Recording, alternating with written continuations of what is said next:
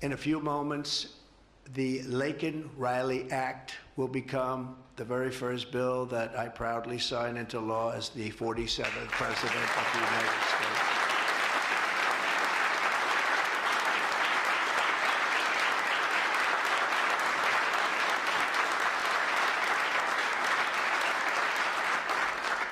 Laken was a brilliant and beautiful 22-year-old nursing student from Georgia, the best in her class. She was always the best. They would say, Laken, how do you do this? And what do you do? They were always asking her questions. She was respected by everybody, even her teachers. They respected her so much. From the time she was in first grade, Laken knew she wanted to spend her time caring for others. That's what she did. To her friends and classmates, she was a light of warmth and kindness in every single room. To her parents and family, she was everything in the world. They've had a miserable period of time. Just after 9 a.m. last February 22nd, Laken went out for a jog on the campus of the University of Georgia, but she was just never returned. She never came back, did she, huh? Parents are here, sister, all of her relatives. While on her run, Laken was attacked, viciously assaulted, beaten, brutalized, and murdered by an illegal alien gang member who was set loose into our country by the last administration. We are deeply honored to be joined today by Laken's parents, Allison and John, and her sister, Lauren. Thank you very much. Thank you.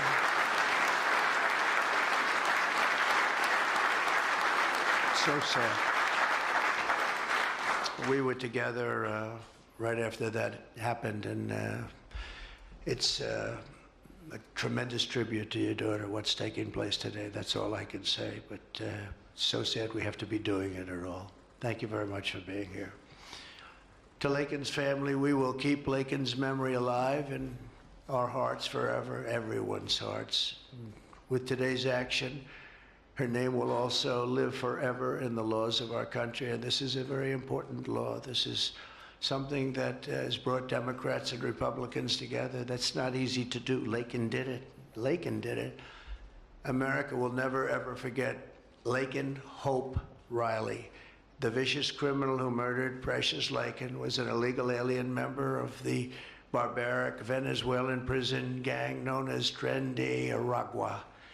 He trespassed across our southern border in 2022 and was apprehended by Border Patrol, but under the cruel policies of the last administration, instead of being deported, as he should have been, he was released into the United States, as were millions of other people, many of them very dangerous people. And you see what we're doing, we're getting them the hell out of here.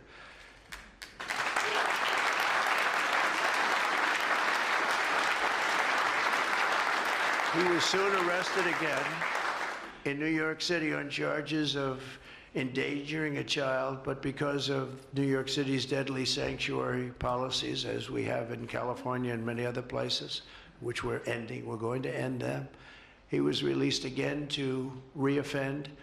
The Biden administration then provided this illegal alien criminal with a free, taxpayer-funded flight from New York to Georgia, where he was arrested yet again, constantly, this time for stealing from a Walmart along with his gang member brother, who was a bad one.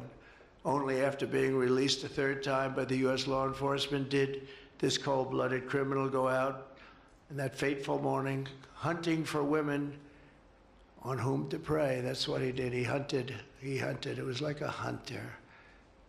And we're going to show him who the hunter is. This horrific atrocity should never have been allowed to happen. And as president, I'm fighting every single day to ensure that such a tragedy never happens again. We don't want this to happen.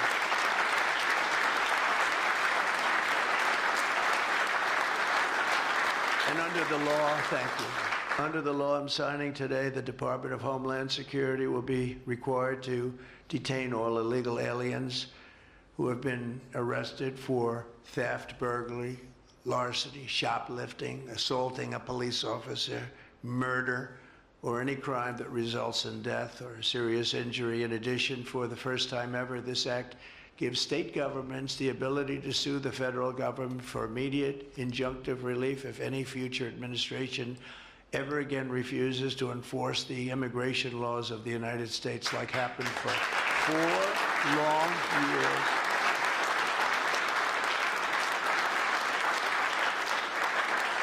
And that was happening for 4 long years, frightful years.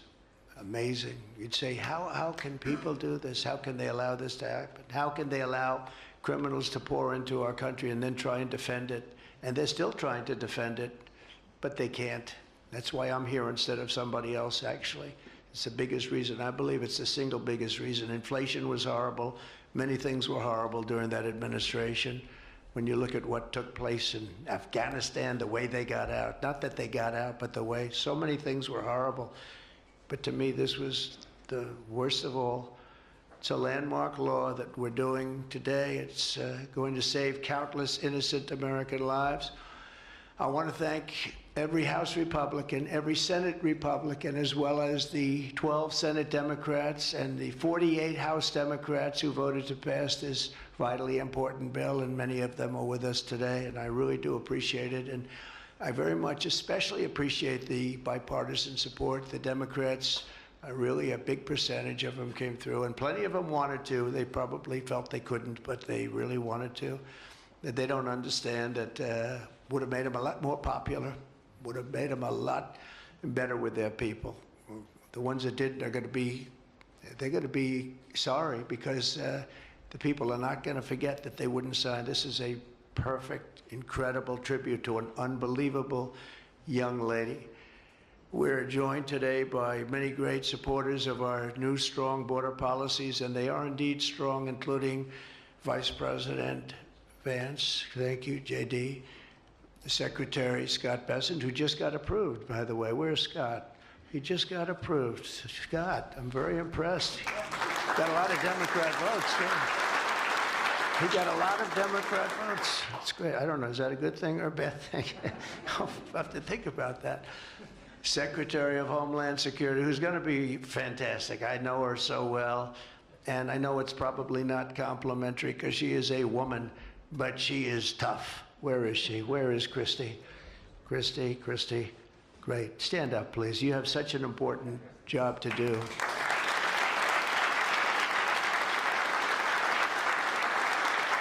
Really great. Thank you very much. And don't let that look fool you. That look is, she's tough, and she cannot stand that she's having to sit here and even listen to this today. Another one who's done a job like nobody that I've seen in a long time, Tom Homan. He's my friend, but he is something special. He's something special. Yeah. And Tom and Christy, the numbers are unbelievable. What's happened? It's like just shut down. Nobody thought that was even possible. It's just shut down. They showed an area that a year ago had thousands and thousands of people rushing into our country. And today there was nobody there. It was like a beautiful sight. And also Senate Majority Whip John Barrasso. Great guy, great guy. Thank you, John. And I also want to thank the bill sponsors, Senator Katie Britt. Katie, thank you, Katie. And Congressman Mike Collins. And Mike, you were fantastic from Georgia. He took this, he loves his state, and he took this very personally. So it's, thank you very much, Mike. As well as Senate Judiciary Committee Chairman Chuck Grassley. Chuck is here someplace. Chuck, thank you very much. You look great. And House Judiciary Committee Chairman Jim Jordan, who's a special guy, special man. And House Homeland Security Committee Chairman Mark Green. Thank you very much. Thank you, Mark. And we have many other congressmen and senators, but I'm not going to introduce because this is about your daughter. This is about something that's so important, and we're going to just go along. Thank you also. We have to say Burt Jones is in the room, and Burt is your lieutenant governor, and he was on this like you wouldn't believe. Thank you very much. I see you sitting there. Thank you very much. So we have state, local officials, we have law enforcement organizations, we have everybody. Most of them are in the room or represented in the room, and they're incredible people, and I've never seen them come together like they have for this. I've done many of these, not of this kind, but different bills, different passages having to do with many different things, from homeland security to inner security to taxes to 50 different items. I've never seen such support as you have today and as your great daughter has today. So I've never seen anything like it. And we have to thank your daughter for that, because she's going to save a lot of lives. She's going to be responsible for saving a lot of lives. So I'd like to just say to the Angel families, I've been with them and they've been with me from 2015, when I first got this crazy idea in my head to run for president because we can do better as a country. I want to thank so many of the people that are here that have been the angel moms, and we call them angel moms, but they're angel families, fathers and sons and daughters, but they've suffered tremendously like you have for no reason whatsoever. I want to thank Alexis Nungari, the mother of 12-year-old Jocelyn Nungari, murdered last summer by 2 illegal alien gang members released into the United States by Joe Biden's open border stupid policies.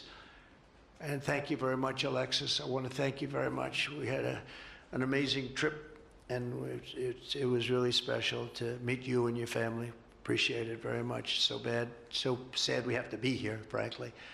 And Jocelyn, as you know, is in our hearts, as she was then. It was an amazing day we had, a great day. But it was a day of celebration of somebody that unfortunately won't be with us. But she is with us now, you know that.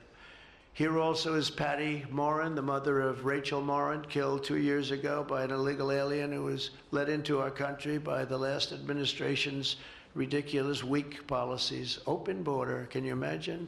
When I heard open border, I said, oh, that's terrible. They're going to release their prisons all over the world. They're going to release their prisons into our country. That's exactly what happened. Patty is joined by Rachel's brother, Michael, Rachel's daughter, Clementine, and sister-in-law, Shannon. Thank you all for being here. We appreciate it very much. Thank you very much. Thank you.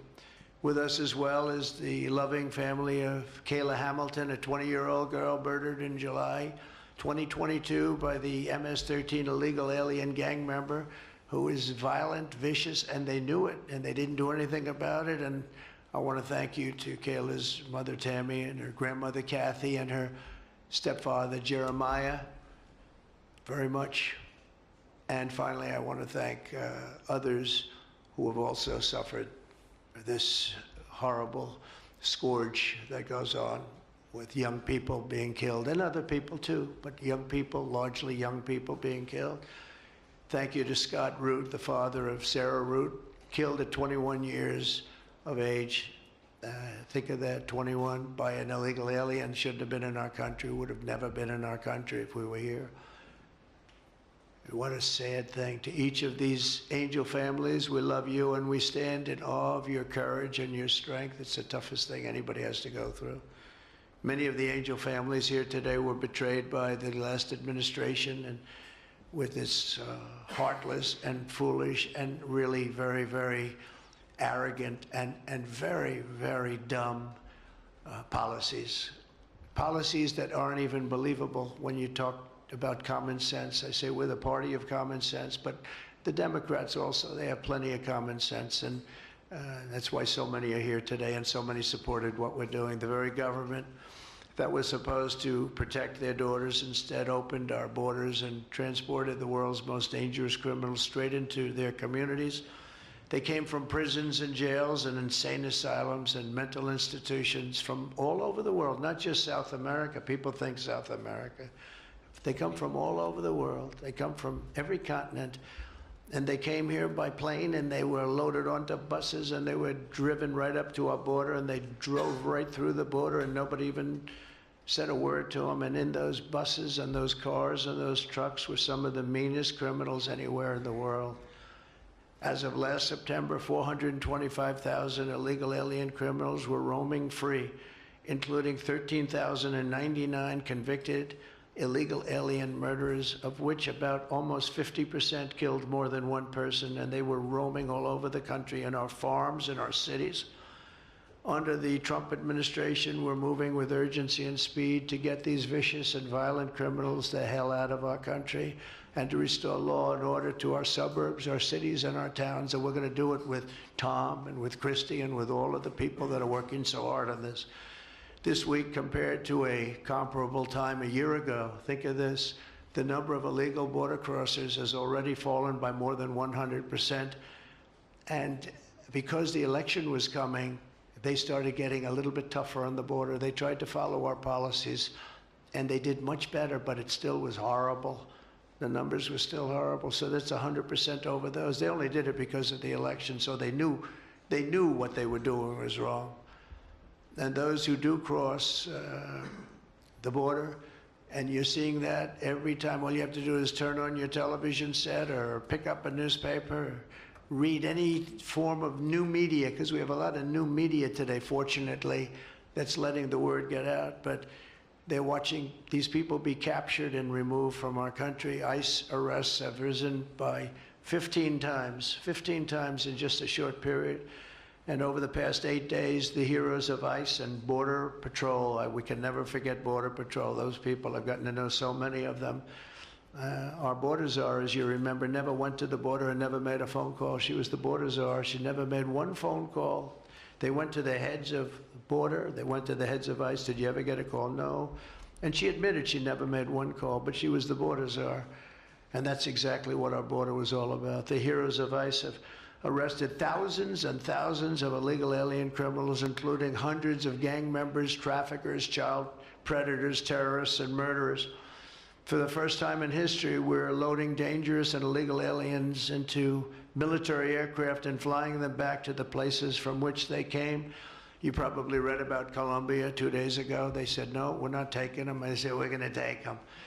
You're going to take them. You're going to like it, too. You're going to take them.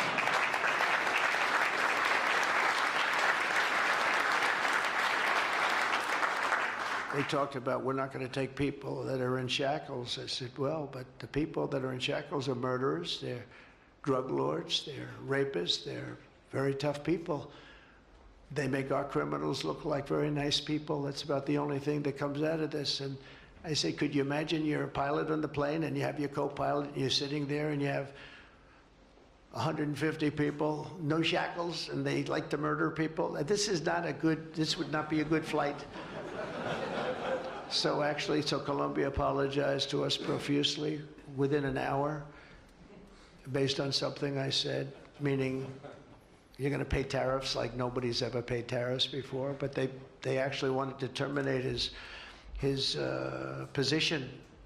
They're essentially Congress met and they were very angry with them, but they actually said they were going to send the presidential plane to pick up these criminals and to bring them because they didn't want to inconvenience us or have us do a second flight, and that's what they did. And I appreciate it, and I do appreciate the people of Colombia are wonderful people, and the representatives really acted well, and I appreciated they took back that tough talk. But, you know, we may have tough talk from others, but it's not going to mean anything. They're going to all take them back, and they're going to like it, too. They're going to like it. They're going to take it back, and they're going to like it. Today, I'm also signing an executive order to instruct the Departments of Defense and Homeland Security to begin preparing the 30,000-person migrant facility at Guantanamo Bay. Most people don't even know about it. We have 30,000 beds in Guantanamo to detain the worst criminal illegal aliens threatening the American people. Some of them are so bad we don't even trust the countries to hold them because we don't want them coming back, so we're going to send them out to Guantanamo.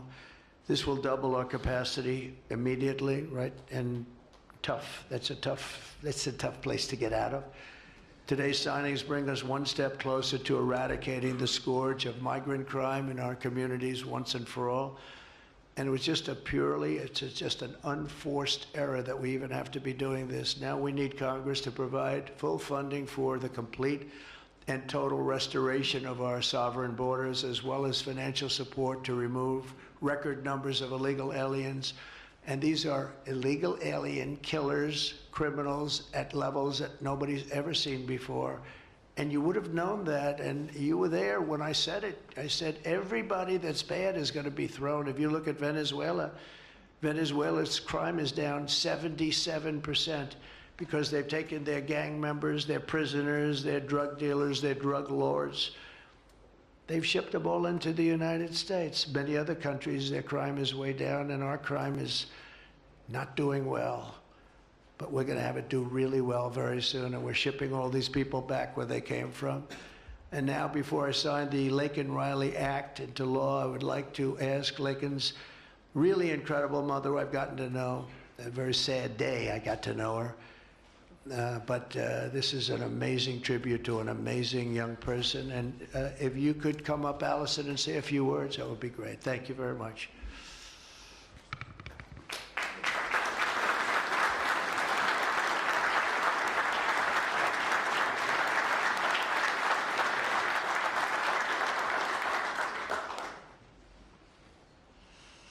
Thank you, President Trump. We would like to thank Senator Katie Britt for her diligent bipartisan work to get this bill through the Senate. We'd also like to thank Congressman Mike Collins for his unwavering passion and for leading on the Laken Riley Act from the start. Our family will forever be grateful for the prayers of the people across our nation and for helping to get this legislation into law. We also want to thank President Trump for the promises he made to us. He said he would secure our borders and that he would never forget about Laken. And he hasn't. He's a man of his word. We trust that he will fight for the American people.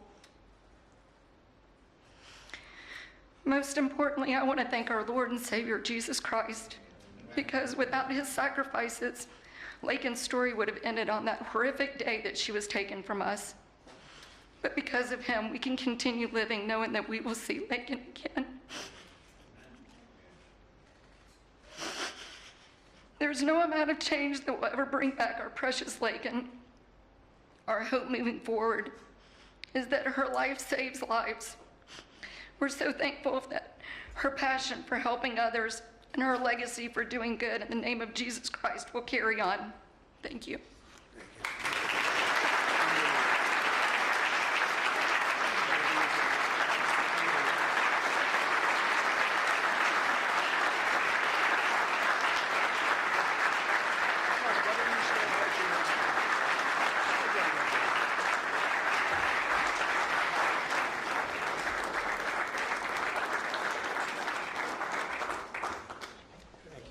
Sign this in honor of Laken Riley. Come on up here, some of the people that we love that have been so instrumental. Okay?